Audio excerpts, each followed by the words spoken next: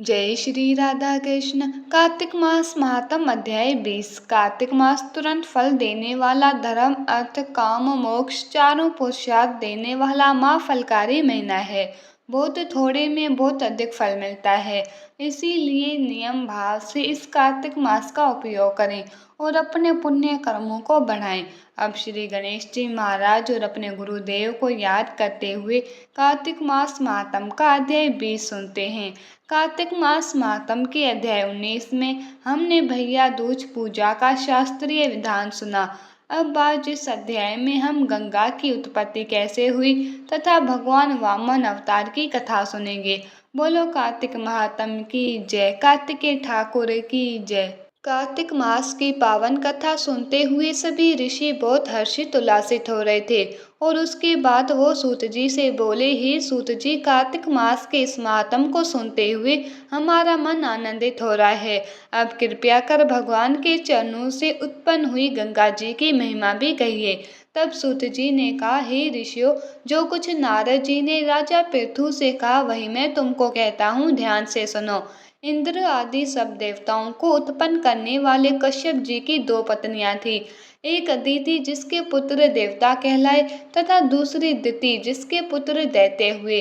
देवता तथा दैत्यों का नित्य ही कलह रहा करता था। उस समय विरोचन का पुत्र अर्थात प्रहलाद का पौत्र राजा बलि दैत्यों का राजा था।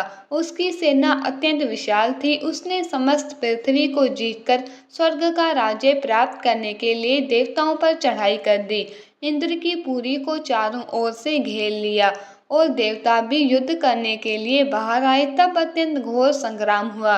एक दूसरे पर प्रहार करते हुए कई वर्ष बीत गए। इसके बाद दैत्यों का बल बढ़ते हुए देखकर देवता मैदान छोड़कर भागने लगे। तत्पश्चात दैत्यों ने सारे स्वर्ग पर अपना अधिकार जमा लिया। बलि स्वयं इंद्र के आसन पर बैठने लगा। साथ ही देवताओं के समस्त कार्य राक्षसों ने अपने अधीन कर लिए। यज्ञ की बलि भी आप ही लेने लगे। तब अदिति अपने पुत्रों को दुखी देखकर बहुत चिंतित हुई। फिर वो अपना स्थान छोड़कर देवताओं की जय तथा दैत्यों की पराजय के निमित्त भगवान की तपस्या करने के लिए हिमवन पर्वत पर चली गई। वहाँ कुछ समय फलाहार करके कुछ काल सूखे पत्ते और कुछ काल तक पवन का ही आहार करती रही। फिर पैर के अग्रभाग से खड़ी होकर भगवान की तपस्या करने लगी। इस प्रकार उसने 1000 वर्ष तक तपस्या की। मायावी राक्षस अदिति की घोर तपस्या से चिंतित होकर राक्षसी माया से देवताओं का रूप धारण करके अदिति के पास जाकर कहने लगे, हे माता, तुम हमारे लिए इतना घोर तप क्यों कर रही हो? आत्मघात करना सब शास्त्रों में पाप बताया है। हम तुम्हारा ये दुख सहन नहीं कर सकते। माता का दुख देखकर कोई सुखी नहीं रह सकता तथा माता से कोई विमुख भी नहीं हो सकता। शास्त्रों का वचन है कि जिसके घर में कल्याणकारिणी माता नहीं तथा प्रिय बोलने वाली पतिव्रता स्त्री नहीं, उसका जीवन निरर्थक है। अतः आप तप छोड़कर अपने पुत्रों को सुखी कीजिए। ये सुनकर भी अदिति समाधि से चलायमान ना हुई। तब उन्होंने अदिति को मार डालने का निश्चय किया। उन्होंने अदिति को जीवित जला देने के लिए वन में आग लगा दी, पर उस अग्नि में दैत्य स्वयं जल गए। अदिति को किसी प्रकार की हानि नहीं पहुंची और न उन्हें इस बात का कुछ पता चला, क्योंकि भगवान ने अपने सुदर्शन चक्र से अदिति की रक्षा की। अब इतनी कथा सुनकर ऋषि पूछने लगे, हे सूत जी, बड़े आश्चर्य की बात है कि अदिति अग्नि में नहीं जली। तब सूत जी ने कहा, इसमें आश्चर्य की कोई बात नहीं। जिन भगवान के स्मरण मात्र से सब संकट दूर हो जाते हैं, उनका ध्यान करने वाले भक्त को कोई कष्ट नहीं दे सकता। जब अग्नि शांत हो गई तब सुदर्शन चक्र धारण करने वाले भगवान विष्णु स्वयं अदिति के सामने प्रकट हो गए और कहने लगे कि हे देवी माता, तुम्हारे इस कठिन तप से हम अत्यंत प्रसन्न हैं, इसीलिए वरदान मांगो, तुम्हारा कल्याण होगा। तब अदिति ने हाथ जोड़कर भगवान की स्तुति की और कहा कि हे भगवान, जिनका स्मरण मात्र से सब कलेश नाश हो जाते हैं, जिनके चरण कमलों की सेवा करके भक्त लोग परम सिद्धि को प्राप्त हो जाते हैं, यज्ञ में स्थित यज्ञ के प्रबोध करता, जिनकी माया को ब्रह्म आदि देवता भी नहीं जान सकते, जिनके मन में सूर्य, मुख में चंद्र, ब्राह्मण भुजाओं से, क्षत्रिय जंघा से, वैश्य तथा शूद्र पैरों से उत्पन्न हुए, ऐसे भगवान को मेरा नमस्कार है। हे भगवान, देवता, नदी, समुद्र आप ही है, अतः आप मेरे पुत्रों की रक्षा कीजिए। हे भगवान, आप अंतर्यामी हैं, सभी को जानते हैं, इसीलिए मेरे पुत्रों को अकंटक राज्य दीजिए।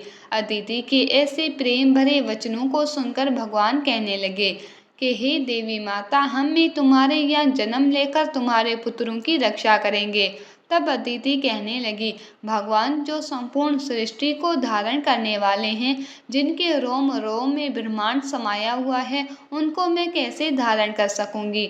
भगवान कहने लगे, हे अदिति, माता पिता गुरु अतिथि तथा ब्राह्मणों की जो सेवा करते हैं वो सदैव मुझको धारण करते हैं।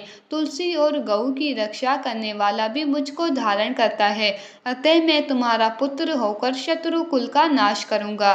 ये कह के और अपने कंठ की माला देकर भगवान अंतर्ध्यान हो गए। इसके बाद दक्ष की कन्या अर्थात देवी माता अदिति भगवान को नमस्कार करके अपने आश्रम को चली गई। समय पाकर अदिति ने शंख, चक्र, गदा, पद्म तथा कमंडल धारण किए हुए हजारों सूर्य के समान तेज वाले कमल नयन पीतांबर धारी मुनियों द्वारा स्तुति किए गए दैत्यों के नाश करता भक्तों के प्रिय वामन भगवान को पुत्र रूप में देखा। तब कश्यप आदि ऋषि भगवान की स्तुति करने लगे। जो कोई वामन भगवान के स्तोत्र का नित्य पाठ करता है वो सदैव निरोगी रहकर सर्व संपदा प्राप्त करता है। तब कमल भगवान बोले, हे पिताजी, हम प्रसन्न हैं, आपका कल्याण हो, आपके समस्त मनोरथ पूर्ण हो। हमने 2 बार आपके घर में जन्म लिया और आगे भी आते रहेंगे। इतना कह के भगवान ने बाल रूप धारण कर लिया। कार्तिक मास महात्म के अध्याय 20 समाप्तम। कल भगवान के वामन अवतार और राजा बलि से दान लेने की कथा सुनेंगे। अब मेरी एक बात सुनो, क्षणभंगुर जीवन है पगले, कर ले प्रभु का ध्यान रे, ना जाने कब दहे का पंछी कर जाए प्रस्थान रे। सच्ची ये बात याद रखो, मन में बसा लो, जीवन का कोई भरोसा नहीं है, इसीलिए अभी भी समय है, ज्यादा से ज्यादा नाम जाप करके जन्म मृत्यु के चक्र से मुक्ति पालो। कलयुग केवल नाम आधार है, सिर्फ नाम जाप करके ही भक्ति, मुक्ति, शक्ति, प्रेम सब पाया जा सकता है। अपनी हर सांस के साथ प्रेम से मन से जाप करते रहो, हरे कृष्ण कृष्ण कृष्ण हरे हरे, हरे राम राम राम हरे हरे।